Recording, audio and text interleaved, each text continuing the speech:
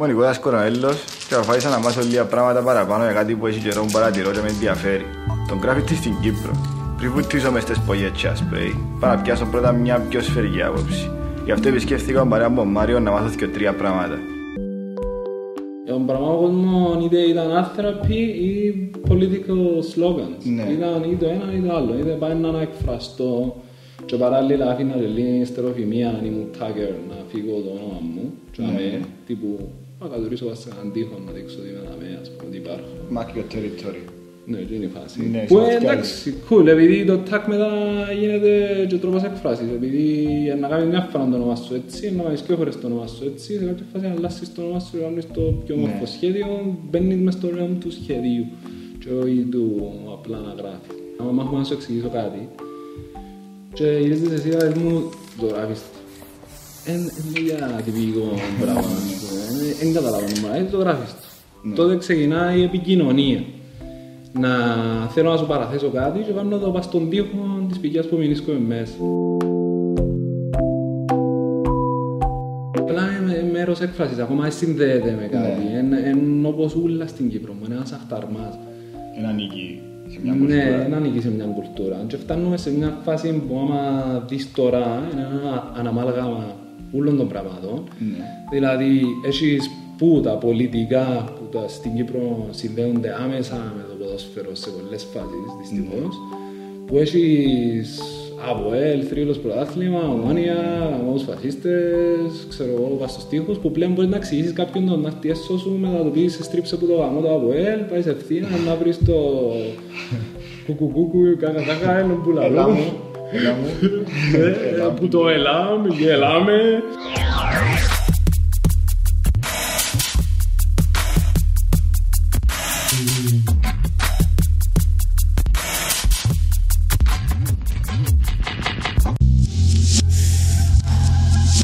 Άλλη παρεξήγηση είναι το ότι ο κόσμος δεν ήξερε να μην τον γραφίτη. Ο απλός κόσμος είναι να δείτε ταγιές που είναι να πάει να γράψει οποιοσδήποτε, ακόμα και εγώ, αλλά μητσούν να κάνουν την ταγιά πιο ξημαρισμένο, δηλαδή να πας σε ένα χτίριο μπορεί να είναι και 50 χρονών και μια μαλακία τάκ, ούτε καν καλό τάκ είναι θα είναι. Εκείνο βλέπει το ποιος που είναι η ιδέα που γραφίτη και ολόγια ονομάζει το εκείνος σαν γραφίτη. Όχι, εκείνο δεν είναι γραφίτη. Γραφίτη έχει πολλά μέρη. Γενικά, άμα βάλεις ας πούμε το street art σαν έναν πράγμα, μπορεί να δεις ότι υποδιαιρείται σε πολλά άλλα. Έχεις τον γραφίτη, έχεις το stencil, έχεις το wet paste, έχεις τα tags, έχει πολλών είδος street art.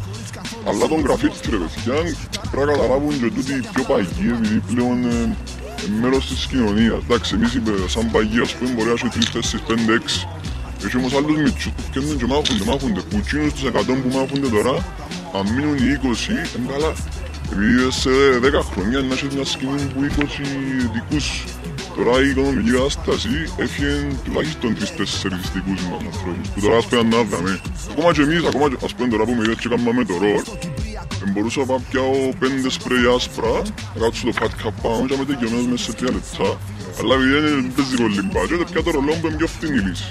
Όπως με χαρά, αλλά θα σου πω σκέφτεσαι τα φίλια μου τα πράγματα. Θα μας αφήγουν κάτω που είναι τα σάτερ, τα λιμένα, κάτω Λευκοσία. Να τα ράψουμε χωρίς να μας ενοχλήσει κανένας. Δεν θέλουμε να μας δώσουν λεφτά, απλά να μην μας τα πρίζουν την ώρα που είναι να μας δουν να τα φούμε. Επειδή ρε φίλε, γίνεται να έρχεσαι σε κέντρο Λευκοσία και αθωρείς αγιωμένα που είναι τα σάτερ. Όχι ρε φίλε. Οι ώρες μας εισβάλλαν στις ώρες κάποιου άλλου filming crew. Από ό,τι φαίνεται η εικόνα του γκράφιτι προσκαλεί και άλλους ανθρώπους που θέλουν να διεκμεταλλευτούν συνήθως. Για σένα δεν μπαίνει τον γκράφιτι. Μια μορφή expression, κάμνω και ζωγραφική, κάμνω και πίνακες, κάμνω νεροποϊές, είναι απλώς έναν άλλον avenue που παίρνω για να εκφραστώ. Αν ξαφνικά στην Κύπρο αρχίσουν το πράγμα να γίνεται, ξέρω εγώ, να ήταν πιο αποδεκτό ρε φίλε ή να ήταν νόμιμο. Ξέρω ότι είχε πρόβλημα το να δεχτεί το πράγμα. Παραπάνω είναι αδιάφοροι, πιστεύω. Φορούν το και είναι αδιαφορία. ΑΠΟΕΛ, Ομόνια, ΑΠΟΕΛ, γαμώ, ξέρω εγώ, που πάνω έναν που πάνω σταυρωμένα και κάποτε φαίνεται όμορφο. Επειδή είναι μια μάζα σύγχυσης. Αρέσκει μου κάποτε. Αν ιδιούσε, ας πούμε, ο Δήμος τόπο για αυτό το πράγμα, να το ίδιο ή... Να το άδεια.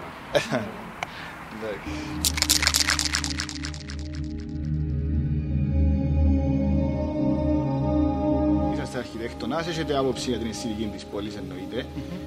Βασικά να θέλαμε απλά η γνώμη σας πάνω σε όλο το θέμα του γκράφιτι, εννοείται ότι επεμβαίνει μέσα στη αισθητική της πόλης, σίγουρα. Το γκράφιτι για μένα είναι μια εξέχεια και νέα τέχνη. Ναι. Υπό κάποιους όμως όρους. Ναι. Και αν κάποιος είναι καλλιτέχνης και έχει ταλέντο, να το κάνει. Ναι. Κατόπιν όμως και της άδειας του ιδιοκτήτη του τουλάχιστον, Ναι. ή του αρχιτέκτονα που έχει κάνει το έργο. Ναι. Αυτό που επικρατεί σήμερα είναι το αυθαίρετο. Πιάνει κάποιος κάποια χρώματα, Ναι. και θέλει να βρίσει κάποιους ή να κάνει την ξυπνάδα του πάνω στους τοίχους, Ναι. και έτσι έχουμε αυτόν το κακό θέαμα το οποίο βλέπουμε παντού. Ναι. Δεν υπάρχει τείχος στην παλιά τη Λευκοσία που δεν υπάρχει αυτό το θέαμα. Ναι. Δυστυχώς είναι, υποβαθμίζει και την αισθητική και την ποιότητα ζωής όλο αυτό, έτσι πιστεύω. Αν ήμουν δήμαρχος σε κάποια πόλη, Ναι. θα έκανα ειδικά σημεία για να κάνουν γκράφιτι, τα οποία θα ήταν μελετημένα, και θα έκανα και διαγωνισμούς για να κάνουν γκράφιτι στους συγκεκριμένους χώρους. Μάλιστα. Οι οποίοι θα είναι επιλεγμένοι και δεν μπορεί ο καθένας να επιλέγει μόνος του έναν τόπο για να κάνει τον γκράφιτι, να επιλέγει σε ποιον τοίχο, σε ποιαν πόρτα μπορεί να γράψει. Το κάτω-κάτω δεν είναι δικό του. Ναι. Υπάρχουν προφανώς άνθρωποι που κάνουν σχέδια, υπάρχουν και άνθρωποι που γράφουν συνθήματα, όπως τα σύνορα μας είναι στην Ινδία, όπως βλέπουμε για παράδειγμα. Ωραία, μάλιστα. Αυτά είναι συνθήματα τα οποία, Ναι. σαν τέτοια συνθήματα, αντιλαμβάνεστε ότι δεν είναι γκράφιτι εκείνο. Εκείνο Ναι. είναι σκέτος βανδαλισμός. Αν το πάρουμε και πιο παλιά στην ιστορία της Κύπρου, για παράδειγμα, έχει μια φωτογραφία, δεν ξέρω αν είδατε ποτέ, που ένας ήταν μετά την εισβολή και έχει ένα μικρό μωρό και στέκεται και γράφει πάνω στον τοίχο, τίποτα δεν ξεχνιέται. Ναι, Τσίνο. σωστό. Για παράδειγμα, Τζίνον, εγώ είπα το σαν τρόπο έκφρασης. Είναι τρόπος έκφρασης βεβαίως, και το γκράφιτι από τη δεκαετία 60-70 άρχισε στην Αμερική σαν έκφραση αντίδρασης στο κατεστημένο, στην κυβέρνηση, στη στρατοκρατία κτλ. Και από εκεί ξεκίνησε. Έχει πάρει όμως διαστάσεις τρομακτικές. Δηλαδή, οποιοσδήποτε θεωρεί τον εαυτόν του καλλιτέχνη και αρχίζει να κάνει όλο αυτό το πράγμα.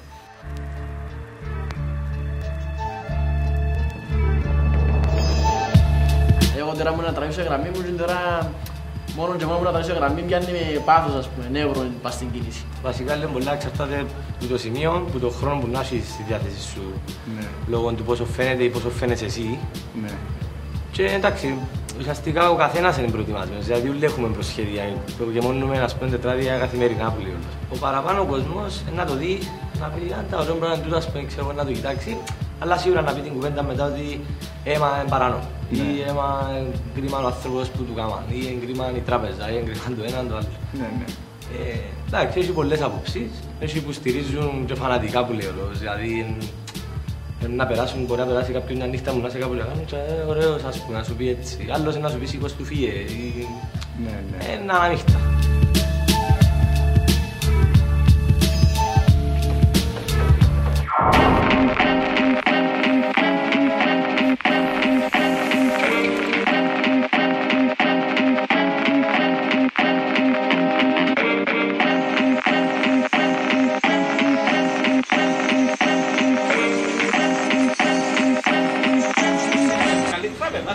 Και μην το σκέφτεσαι σαν γραφίδι, σκέφτομαι πια από για βάφω και που δέχομαι στο νου μου πιο αρέσει και αν το πάρει γραφίδι, γραφίδι, αν το πάρει άλλος πως άλλος. Αφού στο τέλος της ημέρας για να γράφει για ο φασισμό μας στον τοίχο, για κάποιον που ερωτεύτηκε, για η μάπα ρε φίλε. Κάμε σε κάτι άλλο και να εντάξει ας μου μόνο.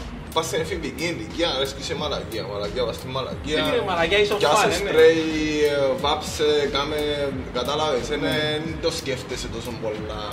Όπως αν το δεις, anyway, κάποτε ξυπνά και κάνουν όλοι γραφίδι, κάποτε πεθανείς και ας πούμε πριν 3 χρόνια ρε φίλε δεν θωρούν, δεν είναι τίποτε. Πριν 2 χρόνια Λευκοσία ήταν αντάνω και ήμουν κάπως «Πελέ, δεν μου είναι το πράγμα, δεν αρέσει ο μ***ος άλλον και θέλω εγώ άψω». Καταλάβες, απλά πιάνεις ένα μικρόβιο και κάνεις το, δεν σκέφτεσαι κάτι που να πει τι είναι τούτο, γιατί και πώς.